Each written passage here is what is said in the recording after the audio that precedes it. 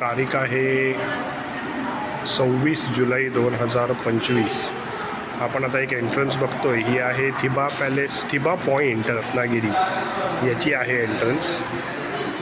अशी एंट्रन्स आहे आणि हे बघा इथपासून त्यांनी आता म्युरल्स सुरुवात केलेली आहेत. आणि हे संभाजी राजांचं आहे. तुम्ही जर बघताय इकडे आजी आहे, हे बघा ही आजी आहे. मी आणि आजी दोघंच जण आलेले आहोत. इथे तुम्हाला छत्रपती संभाजी महाराज यांचा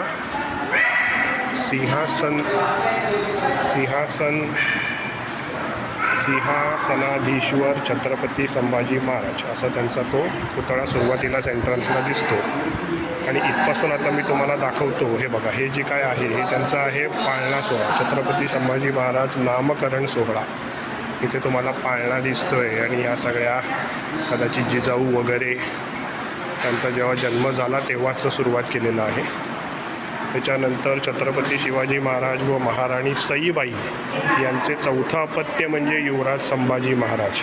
शके 1579 हेमलंबी संवत्सरे ज्येष्ठ शुद्ध द्वादशीस गुरुवारी घटिका 10-14 मे 1657 संभाजीराजे पुत्र झाले, पुरंदरी उपजली असं लिहिलेलं आहे. पुरंदरामध्ये त्यांचं उपजलं संदर्भ आहे कोणीतरी दिलेला. आता इथे बघा शिवाजी महाराजांचं चौथं अपत्य. त्याच्यानंतर ह्यांचं शिक्षण झालं आहे ते इथं दाखवलेलं आहे. केशव पंडित, कृष्ण पंडित उर्फ कवी कलश, गागा भट्ट यांच्यासारखे गुरु त्यांना लाभलेले आहेत. त्या जिजाबाईंनी त्यांच्या देखरेखीखाली त्यांना शिकवलं असं पुढचं आहे म्युरल. हे आपल्याला माहिती आहे. हे बघा ह्याच्यामध्ये काय दिसतंय आपल्याला, पेटाऱ्यामध्ये इथे शिवाजी राजे आहेत, इथे संभाजी राजे आहेत. आग्र्यातून सुटका हा आपल्याला होतं पुस्तकामध्ये, तर त्याचा इथं देखावा त्यांनी केलेला आहे आग्र्यातून सुटका. ओके, इकडे आता तुम्ही बघताय पिलाजी शिर्के यांची मुलगी जिजाऊ यांच्याशी त्यांचा विवाह झाला. शिर्के म्हणजे बहुतेक रत्नागिरीचेच असणार आहेत ते शिर्के. मग त्यांच्या लग्नाच्या सोहळ्याचा ह्यांनी दाखवलेला आहे. इकडे पुढे जाऊया. इकडे काय आहे, बुधभूषण हा संस्कृत ग्रंथ, नायिका भेद त्यांनी ग्रंथ लिहिला तर त्याचा आहे बुधभूषण. बघा इकडे तुम्हाला मी झूम करून दाखवतो. इथं तिथं लिहिलेलं आहे बुधभूषण. तर त्यांनी हा जो ग्रंथ लिहिला त्याच्याबद्दलही लिहिलेला आहे. आणि इथे काय आहे, छत्रपती संभाजी महाराज यांच्या महाराज्याभिषेक रायगड इथे झालेला आहे 16 जानेवारी 1681 साली. म्हणजे राजे गेल्यानंतर त्यांचा राज्याभिषेक झाला 1681 साली, त्याच्याबद्दलचं म्युरल आहे. आणि मग राज्याभिषेकानंतर त्यांची हत्तीवरून मिरवणूक काढण्यात आलेली आहे.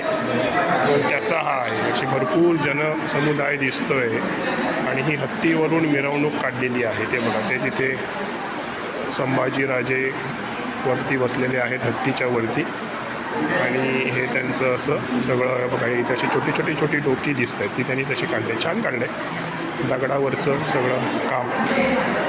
आणि इकडे जंजिऱ्यावरची चढाई, जंजिरा किल्ला जो घेतला त्याच्या चढाईबद्दलचं दिसतं आहे हे म्युरल एक छोटंसं.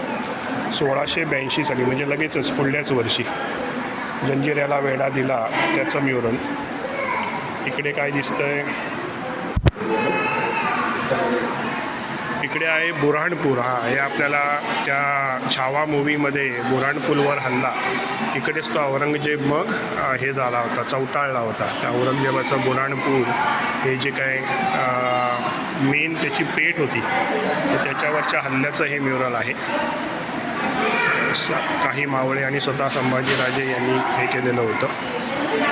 नंतर इकडे तुम्हाला दिसतं आहे अनाजी पंत, बहिरजी भोसले असं त्यांचं सगळं ते जे शिष्टमंडळ होतं त्यांच्याबरोबर ही चर्चा मसलत करून जो काय त्यांचा राज्याभिषेक चालवायचे त्याच्याबद्दल आहे. शासन कसं केलं त्यांनी चांगल्या पद्धतीने छत्रपती शिवाजी राजांच्या पश्चात ते त्यांनी दाखवलेलं आहे. इकडे तुम्ही बघताय छत्रपती संभाजी महाराज व गोवेकर पोर्तुगीज यांच्यामधली लढाई. पोर्तुगीज तोपर्यंत आलेले होते गोव्यामध्ये, मग त्यांच्या विरुद्ध लढाई त्यांनी जर काय अन्याय केला असेल तर ते दिलेलं आहे.